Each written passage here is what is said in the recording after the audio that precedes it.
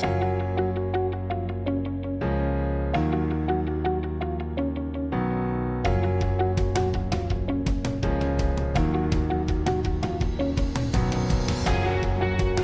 nombre es Luke Kaplan y yo soy un cirujano de trauma. Vamos a hablar ahora sobre el manejo del abdomen abierto después del trauma. Aquí tengo mi declaración de conflictos de interés, ninguna es financiero. Ahora, en el contexto de la lesión, vamos a hablar de por qué dejamos un abdomen abierto. Algunas técnicas temporales para mantener el abdomen abierto, el abordaje de la nutrición, manejo de electrolitos, agua y volumen orgánico. ¿Por qué la cerrada periférica es un objetivo importante? Y finalmente, ¿cuáles son los efectos a largo plazo? Ahora, la lesión. Solemos pensar que tenemos que cerrar todos los abdómenes. Y ahí vemos que tenemos unas pinzas que se están utilizando para cerrar la fascia. Y pues hemos visto que esto termina causando un síndrome compartimental abdominal y eso es muy malo. Entonces hemos preferido en algunos casos dejarlo abiertos. Primero tenemos el problema de la coagulopatía, la acidosis y la hipotermia. A menudo se complica si los dejamos mucho tiempo así, o a veces dejamos el tracto gastrointestinal en discontinuidad. Solemos hacer un seguimiento a las 24 a 48 horas y debemos preguntarnos si podemos cerrar la fascia en este momento, así como el balance de fluidos. Eso es difícil de determinar porque esta es una fase sumamente crítica. De hecho, si es que no podemos cerrar los pacientes, utilizamos terapia de heridas de presión negativa, además de la laparotomía inicial, que la dejamos abierta en primera instancia, pero en algunos entornos hay guías que sí recomiendan el uso de terapia de heridas con presión negativa. Algunas otras recomiendan que las dejemos abiertas, pero ninguna de estas guías, y estas vienen de la Sociedad Mundial de Cirujanos, dicen, pues bueno, debe utilizarse reanimación con solución salina hipertónica. Ya hablaremos de eso. Esto es lo que hacemos cuando no estamos utilizando la terapia de heridas de presión negativas. Aquí tenemos una malla de propileno que mantiene todo comprimido, ¿sí? Y mantiene muy bien la presión, evita el cerebro compartimental, pero no regula los líquidos. Podemos aquí hacer un corte coronal de las personas. Aquí tenemos los intestinos, la aorta, el riñón, y pues la fascia evita que estos órganos se peguen a la pared del abdomen. Ponemos aquí una toalla, 2 drenes de succión y finalmente 2 giovanes para evitar la descompresión. Aquí tenemos una imagen de eso. Vemos aquí las ostomías y los tubos de alimentación. Ciertamente no son contraindicaciones. Ahora, un abordaje más sofisticado sería la terapia de presión negativas. Aquí está una esponja negra que está pegada a una succión aquí, que está creando la succión. Y pues aquí podemos ver todas las líneas generadas por el vacío por este dispositivo que lo vimos en la imagen anterior. Todavía más sofisticado es algo que hemos incorporado, además de la esponja y la presión negativa. Pero también eso evita que los intestinos se adhieran al aspecto posterior de la pared abdominal, así como el aspecto anterolateral. Lo que esto hace en realidad es que pone este dispositivo que parece un pulpo que llega hacia la parte posterior de los intestinos, puede así generar succión para succionar líquido hacia la esponja que está hacia el centro y ahí luego se aplica una succión. Aquí sí hay un diagrama. Esto es un diagrama mucho más pequeño. Aquí tenemos el apósito que baja hasta las 2 correderas y pues aquí tenemos a la esponja azul arriba y pues entra, sale el líquido y funciona bastante bien. Así es como se ve en una persona en vivo. Vemos el diseño parecido a un pulpo. Aquí están los tubos de alimentación, ya hablaremos de eso en un momento. Y pues una vez que tengamos cubiertas las vísceras con este dispositivo similar a un pulpo y ponemos la esponja encima y se aplica presión negativa, se genera una barrera autoadhesiva. Y esto ocurre con frecuencia. Estos son los datos del Registro Nacional de Abdomen Abierto. Tenemos 640 pacientes. El trauma corresponde al 17% de los casos y 9% de los casos tenían una fístula enteroaspirativa. Ya veremos qué queremos decir con eso. Se utilizó terapia de presión negativa para las heridas. Aquí están los días de abdomen abiertos y desgraciadamente tiene una mortalidad importante. Esta es una cirugía de emergencia severa después de todo. Si no podemos cerrar al paciente rápido, ¿cómo se ve? Pues va a terminar viéndose así. Lo que vemos aquí son asas anormales. Vemos que están pegándose unas a otras, desarrollando lo que nosotros llamamos un bloqueo visceral. Entonces, estas vísceras no se van a mover muy bien. Y pues, por otro lado, a veces se cubren totalmente por el aumento mayor, de manera que toca entrar por el aspecto lateral, y en ese caso lo que hacemos es que utilizamos una mella de Vicryl que permita absorber de todo. Y vemos aquí el tejido de granulación que atraviesa la malla y luego podemos utilizar un injerto de piel. Esa no es siempre un arreglo bueno. Por ejemplo, esta persona tiene EPOC y podemos ver los bordes rotos del injerto de piel, y pues en el aspecto lateral ciertamente genera muchísimo sangrado, además de tener estas asas distendidas de intestino. Por lo tanto, aquí estamos entrando en lo que llamamos una fístula entérica. Y pues también tenemos esta otra presentación, que tenemos una piel sumamente anormal al lado de las asas. Esto es relativamente manejable con una serie de técnicas de manejo de heridas, pero a veces no es tan fácil de manejar y tendremos hay muchas perforaciones, y esto es otro desastre que le ocurre al paciente. De manera que queremos cerrar esa fascia para no tener que preocuparnos por esto. Ahora, en el medio de la epidemia de la obesidad, de hecho es más o menos natural que esto ocurra. Y esto, francamente, ¿será que nos dificulta el abdomen abierto? Parece que sí.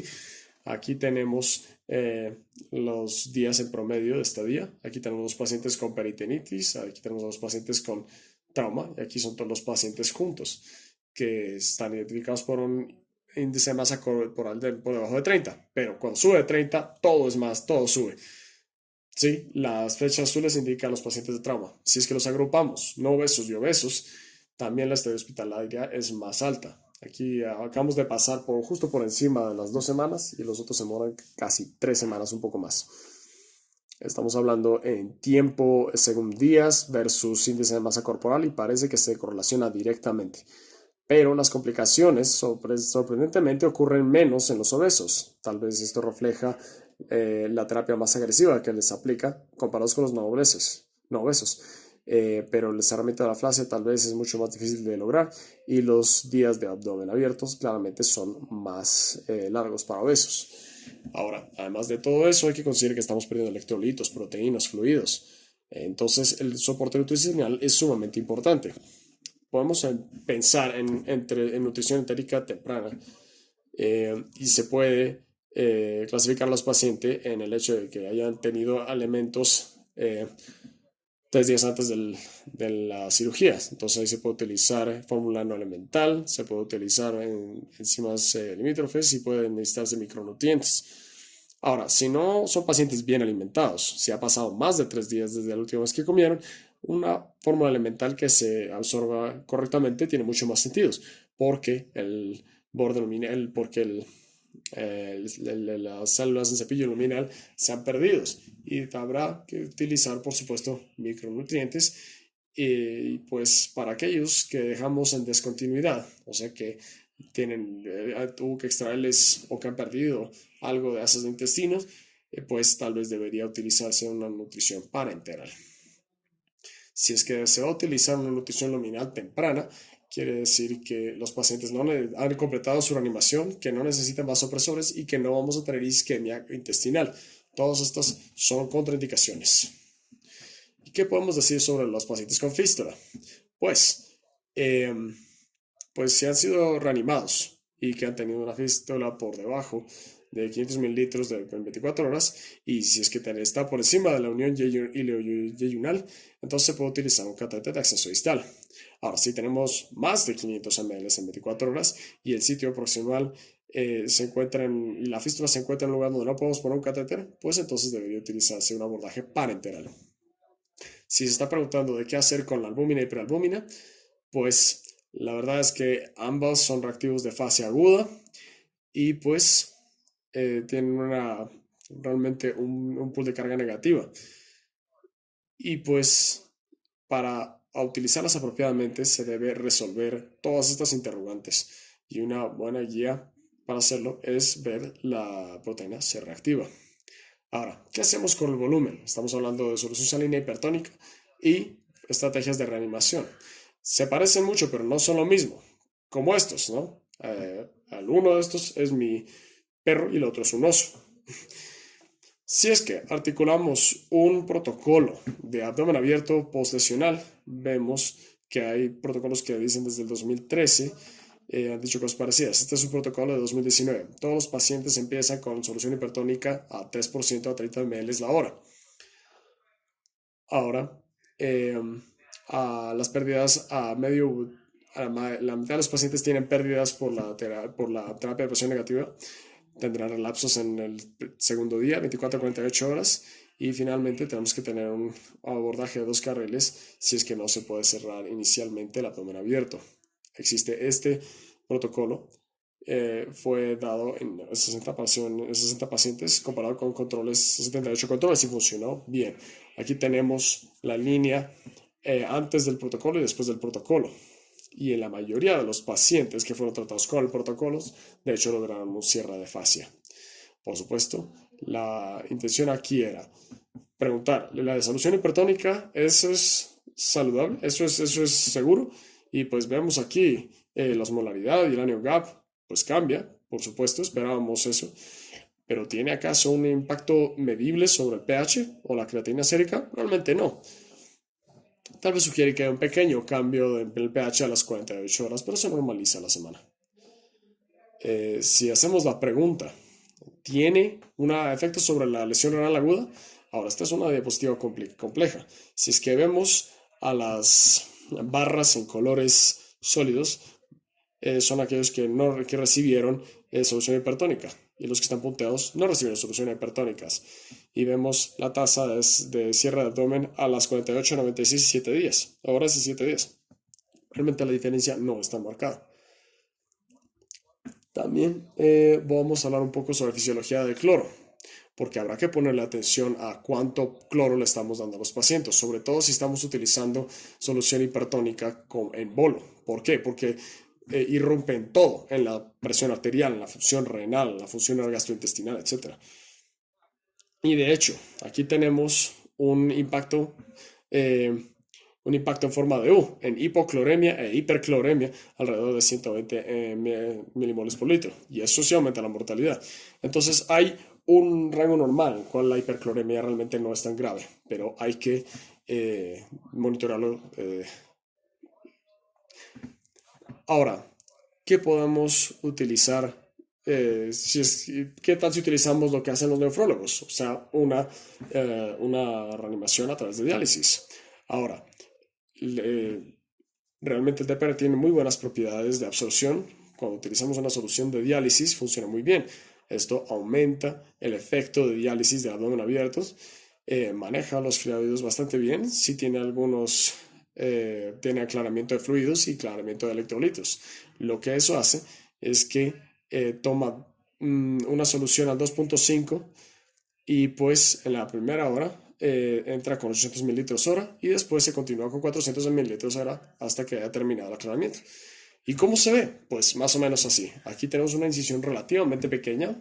Yo la verdad prefiero una incisión más grande para que metan las manos. Pero bueno, estos son drenes de calibre 19 French. Tenemos aquí un apósito perforado que permite que el fluido percole hacia arriba. Y pues ponemos aquí uno o dos tubos torácicos de French 28 para cubrirlos.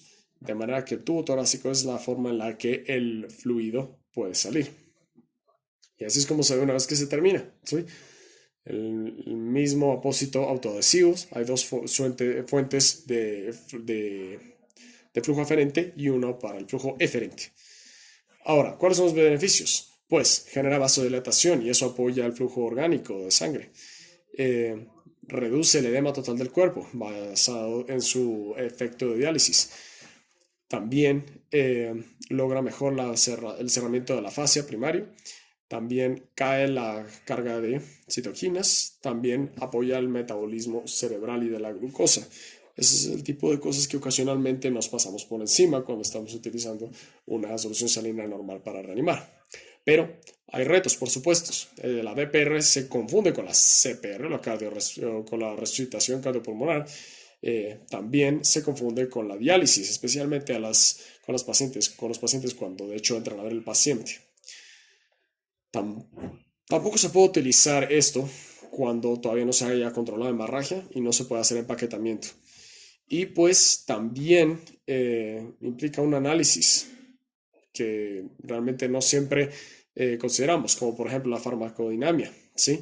De manera que tener un farmacólogo en el equipo que le ayude con la dosis y con el ajuste, sobre todo para pacientes que tienen una ventana terapéutica muy pequeña, eso es sumamente beneficioso. Aquí tenemos el algoritmo del Comité de Decisiones Críticas en Trauma para abdomen abierto. Lo que se observa aquí no es tan importante, pero lo que no está incluido sí es muy importante. No se utiliza ni la en reanimación directa ni la solución hipertónica. Y esta es una publicación de 2019 para los abordajes para el cerramiento de la fascia. Si es que no hay tensión, ciérralo como si fuera una fascia regular. Si es que hay tensión, hay un abordaje medio. Pues empezar a cerrar por arriba y por abajo puede ayudar mucho. Puede hacer una tracción de la fascia a ver cómo le va. O se puede hacer una operación más grande que se llama la separación de componentes para que le permita a las capas del abdomen a resbalar una por una. Y a menudo le subestimamos la capacidad de las mallas para apoyar los procesos. De nuevo, es una malla absorbible seguida de un injerto de piel es bastante bueno. También se puede utilizar directamente un injerto de piel, pero eso hace que la reconstrucción sea más difícil. Esta es un abordaje de tracción de la fascia con una malla de por medio. Y pues se observan que hay cortes en la mitad de la malla y luego van siendo cerrados. Este es un abordaje de tracción mucho más sofisticado que permite utilizar un tubo que mantiene todas estas piezas de tracción por fuera del intestino y también puede ser muy exitosa. Estos no son los únicos, pero son unas de las más comunes. Ahora, si no podemos cerrar el abdomen definitivamente, pues tenemos problemas porque cae la calidad de vida, que reduce más, que dura más de 7 años. Es una tremenda carga para el paciente y para las familias y pues genera muchísimas consecuencias para las familias. A menos se vuelven cuidadores no remunerados para pacientes con heridas muy complicadas. Si tienen una hernia ventral, esto es lo que ocurre cuando se utiliza una malla con injerto de piel. Si es que eh, se hace así, pues hay muchísimos otros síntomas y es muy posible que se reagudicen otros síntomas de otros sistemas, además de anormalidades de flujo. Aquí tenemos otra prueba, otras evaluaciones de calidad de vidas. Aquí tenemos a los hombres comparados con mujeres. Estos son todos pacientes con abdomen abierto y veremos que el funcionamiento físico, la función la función física que corresponde al género también sufre mucho, pero probablemente los hombres son más problemáticos. Realmente no se adapta también como las mujeres. Puede interpretar eso como desee, pero esta es una publicación eh, que dice mucho. Entonces realmente dice que nos ayuda mucho cerrar la fascia oportunamente. Nótese la brecha entre los problemas de salud mental entre hombres y mujeres. Entonces, les dejo con estas conclusiones. El manejo del abdomen abierto es realmente es algo que tiene que hacerse con un equipo, desde el anestesiólogo hasta el enfermero. Sugiero que se utilice solución hipertécnica al 3%, al 3% de pacientes con abdomen abiertos y considérese también DPR si es que no hay sangrado y se puede hacer empaquetamiento. Se debe utilizar nutrición temprana porque hay que curar heridas muy complicadas. Y por supuesto, la meta principal es el cierre de la fascia. Muchas gracias por esta oportunidad de presentarles mi trabajo en cirugía. Espero verlos prontamente en la siguiente reunión. Muchísimas gracias.